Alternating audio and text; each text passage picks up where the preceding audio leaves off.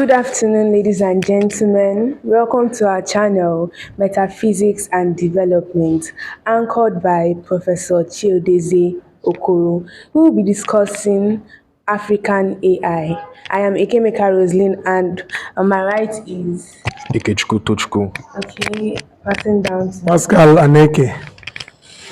Edna Benson. Rachel Awoniyi. All right, so I am Professor Chiedozie Okoro of the Department of Philosophy, University of Lagos. I want to discuss the topic African AI. Why the topic African AI? Why not spiritual AI?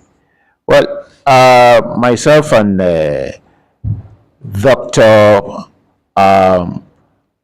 Onyoha Osimiri, we brainstormed on it, and she said spiritual AI. I said no, African AI. She said why African AI? I said because the Asians are tapping into their spirituality to develop themselves, but we are denigrating our own. So if I say spiritual AI, it is not typically African, but if I say African AI, I want to make it to be specifically African. So what do I mean by African AI? First, let us define the word AI. AI simply means artificial intelligence. Why is it artificial? It's artificial because another word for it is machine intelligence. Now, the question is, what is the purpose of machine? Why did human beings produce machines? Well, Karl Marx, in his analysis of human being, he said, human being is a rational entity, and the ultimate essence of rationality is tool making of instruments. And it is this tool making that forms the basis for labor. And labor is the highest way by which human beings organize themselves. So I will not go into studies today concerning Karl Marx, but the thing there is that why did we make machines? We made machines to help us to do those things that either is too laborious for us to do, or those things that if as human beings we keep doing, then diminishing return will come in. So we produce instruments, tools that will make it easy for us, reduce drudgery, become less laborious, and so life is made easy. And so the question is, another question is, machines initially were dependent on human beings in the sense that machines were made to facilitate what human beings do. But at a particular point in time, machines began to get intelligent. And so the question is, at what point in time did machines begin to get intelligence? I won't go into solid history. But if you go through the history of biology in the West, the development of the science of biology affected philosophers like D. Lamartine, people like von Bollhack, and others who began to theorize that man is a machine and that nature is a whole material connection. And the discourses in biology and philosophy of biology lay the foundation for engineering and biology to be brought together. So that means the knowledge in biology was transferred into engineering, and once that happened, intelligent machines were produced. How? If you look at artificial intelligence, it is addressing only one aspect of the human faculties. Like I said on the previous program on bioethics, I said that we can identify 4 major faculties of the human being. The faculty of reason, responsible for ideas. The faculty of understanding, responsible for concept formation. The faculty of imagination, responsible for images. which is why it is the faculty of trance and the faculty of synthesis. So because of the imagination, we are capable of synthesis, symbiosis, of connections and interconnections and relationality, thanks to the faculty of imagination. Then it has the faculty of sensibility, which is the human physiology. And the human physiology consists of the neurological, psychological, and physical processes of the body, in the sense that every action of the human body is controlled from the brain, which is why the brain of the child must be complete. Now, the central lobe in the whole of the brain network is the memory. And the memory performs 4 functions. It receives information, it stores information, it arranges information in serial dimension, in sequence, which is why we are capable of time sequence. Then it records information. Now, and then what is the function of the body? The body has 5 functions. Function of sight by the eyes, smell with the nostrils, hearing with the ears, taste with the tongue, and feeling with the general body, touch. Now, if you look at artificial intelligence, it is a cloning of the human central nervous system into engineering. If you look at the car system, from about the year 2000 upwards, the making of cars moved away from contact sets to brain box. And the brain box is the central thing about the whole car, so that if you want to know what is wrong with the car, you fix some device into the brain box, and the brain box will report everything concerning that car. And so because there's a brain box, it is not possible for us to manufacture cars that behave like the human being, so that you find that what we call sensor technology is working like the central nervous system. So that's why you find that artificial intelligence, yes, when it comes to issue of memory, it worked what they call the algorithm system. And then you look at the physical aspect of just the central nervous system. Now, this is what AI is all about. Machines that have been fitted with intelligence. So the question I have is that if you look at my analysis, you will see that artificial intelligence is patterned after the human ontology. Meaning that the more we understand the human ontology, the more we build sophisticated machines with intelligence. That's the point I'm making. Now, the question is, this issue of artificial intelligence, did it start just today? Did it start 200 years ago, 100 years ago? No. It started for as long as human beings began to make what looked like machines. And is it just of today that human beings began to build machines and what machines with intelligence? I say no. Even in the agrarian age, machines were built. How do I mean? I go back to the agrarian age and the sort of technology they produced. The technology they produced those times that have intelligence includes charms, what I call spiritual engines, what the Igbos call arose, what the Yorubas call orisha. For instance, there's what we call panpsychism, whereby systems were created that the earth itself is used in censoring human behavior. Principles like Amadioha, Shango, Kamalo were used as principles of justice. For instance, if you go to Kamalo's shrine in a typical Igbo society, you don't see anything there. What is this emptiness? But just go there and put 2 bottles of a hot drink or 1 keg of ogogoro. That's the real African gin. And say your complaint. But make sure when you're making your complaint, you are going there with equity. Because if you are not clean, it will take the person first. It will take the person on the spot. Because what we call Amadio Hashango has nothing but velocity of light. But our people tapped it as a measure of monitoring human activities that human beings were not there to witness. So which is why if you are looking for objects, a missing object, somebody stole someone's money, somebody stole somebody's property, what do you use in finding it? Kamalo, Amadio, Shango. And it is such that it is fitted with intelligence that every place that object went through, it would trace it.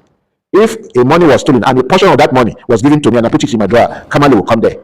is principle of light. So how did it know that that money, all the trajectory that the money went through, it will visit all that trajectory, then trace it to the last person that took it.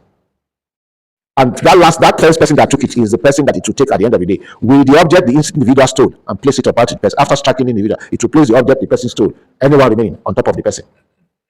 Now, there's intelligence here. Is there no intelligence? Because we are trying to trace what we do not know how it got missing. So here, the what I call the African AI is dealing with what I call metaphysical intelligence, or what you can call spiritual intelligence, which you call panpsychism, such that you are able to create some devices. These devices, we created them.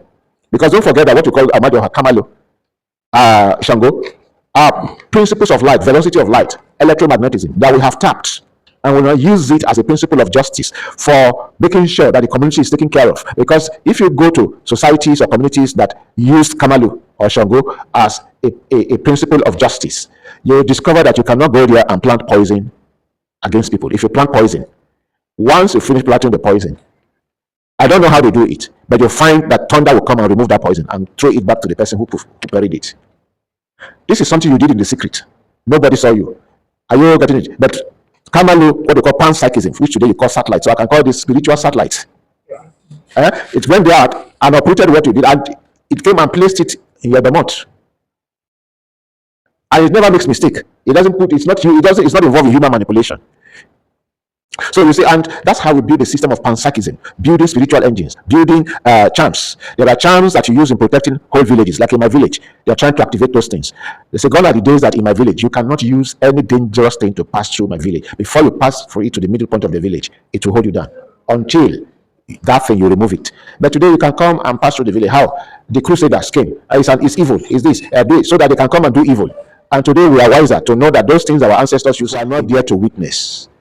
So if you are talking about artificial intelligence, my own whole argument is that why do we build artificial intelligence? To help us to do those things that we as human beings don't have the whole energy to monitor 24/7. So we put some devices there, like camera, like satellites, to monitor those things.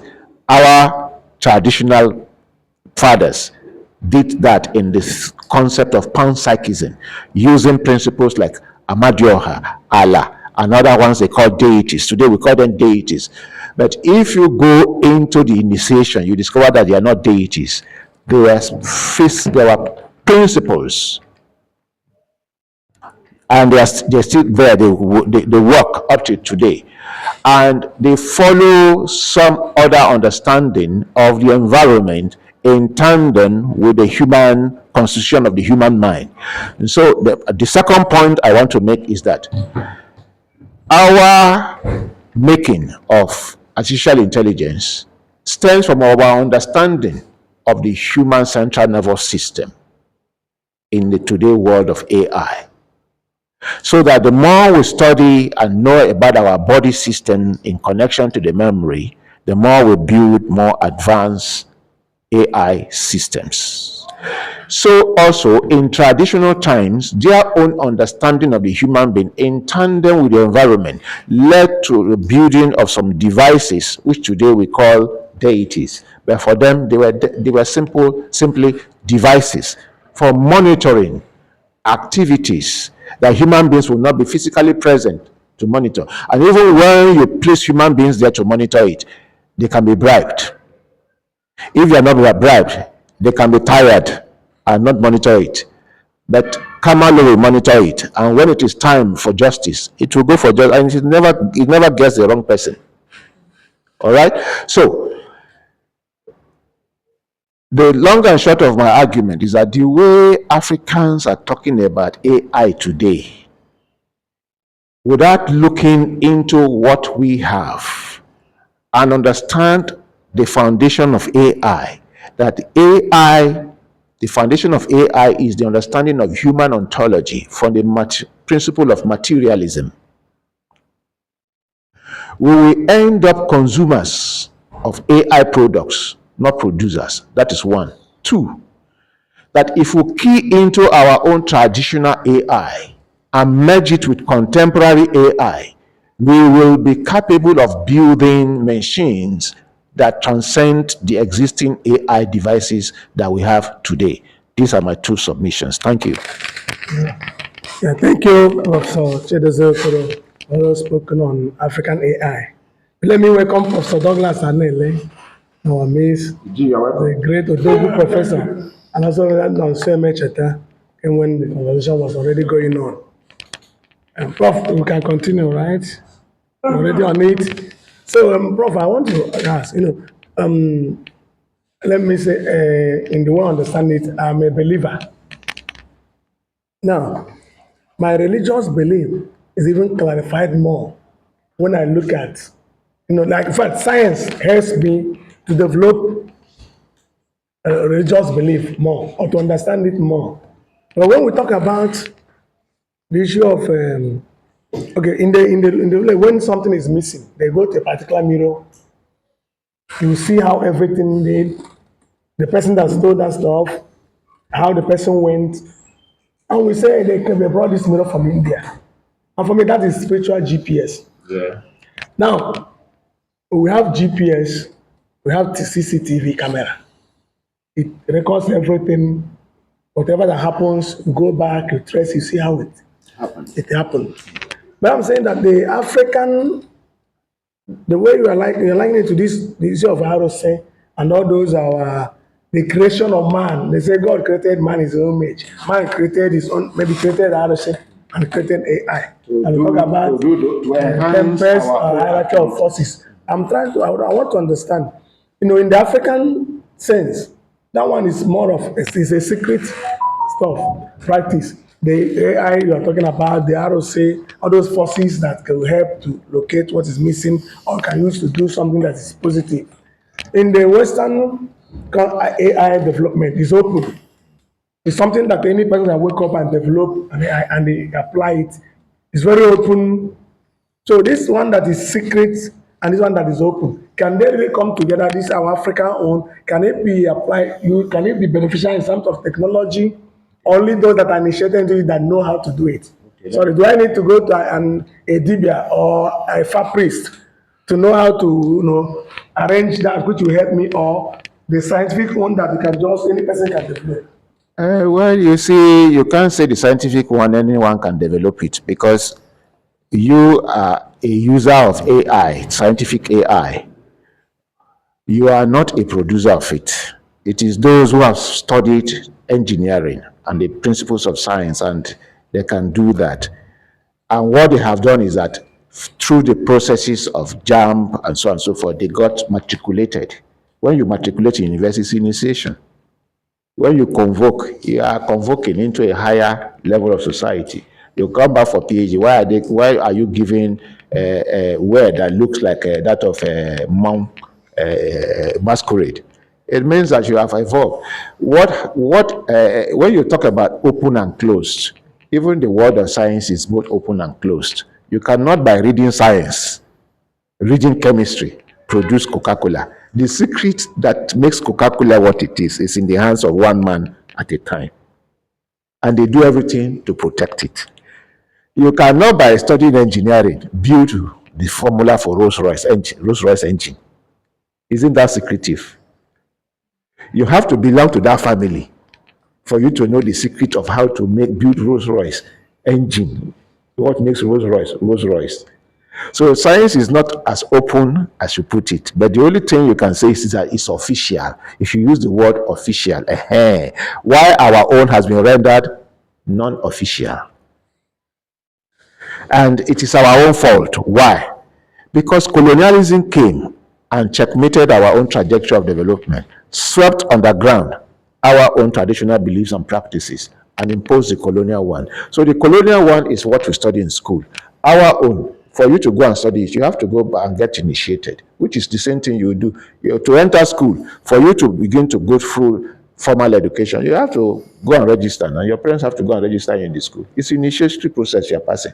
The same way, this other one is open. If you go to your village and say you want to, your elders will be so happy to take you to where you get initiated and you start learning. So when you get there, you also discover that it's an open world. Like when I was going for my first initiation, and I told my wife, say, hey, you're going to join secret society. I said, who goes to join secret society and announces it? And is inviting you. And then when I went, you didn't follow me. There were pictures, there were videos. The visuals and the videos are still there. Which secret society do you go to? And they take pictures and video. They are still there in my computer. Are you get it? So it is not closed the way you think it is. Rather, it has been rendered unofficial. And it is now left for us to officialize it. Just the way, is it King Henry VIII or which king of England made witchcraft and sorcery official and said, bring this into the open. Let's study the principles. And what was the result? The result was a transformation of witchcraft and sorcery into science and technology, which is why England is the first place where industrial revolution was attained. It's a question like, what's his name? Dante, the Italian writer. It's a question of migrating spirit to energy. If you read Dante, there's a particular work he has, the transformation from gods to energy.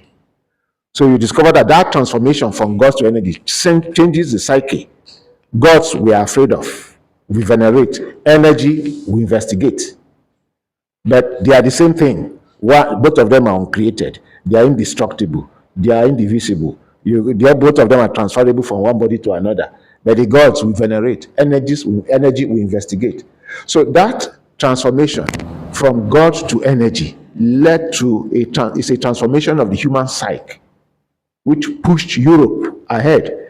Today, the Asians are merging their culture. They have not thrown away their spirituality. They have merging their culture with what they have taken from the West.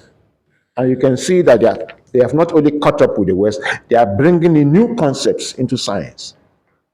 So I think that's just simply what I'm asking us to do. I'm not asking us to do what is strange. Other civilizations have done it and gone ahead of us. Thank you very much. Do you have anything to ask, contribute? Bishop of Africa, yeah, Prof. Yes, we will still come back to this because all our other AI specialists are not here. So, Prof, we'll still come back to you to throw more light on this of African AI. Then see how we can be developed, how we can understand it deeper. Be able to juggle me with questions because it's an idea I'm developing. Yes. And I am using this forum as a ground where I place it, and you juggle with questions so that I can your child. Yeah, that's what I'm saying. That we are going to revisit this very African AI. So that when I now start putting it to paper, it will be something that has gone through the mill. Surely we will do that. Okay. Thank you for the presentation and thank everybody for participating.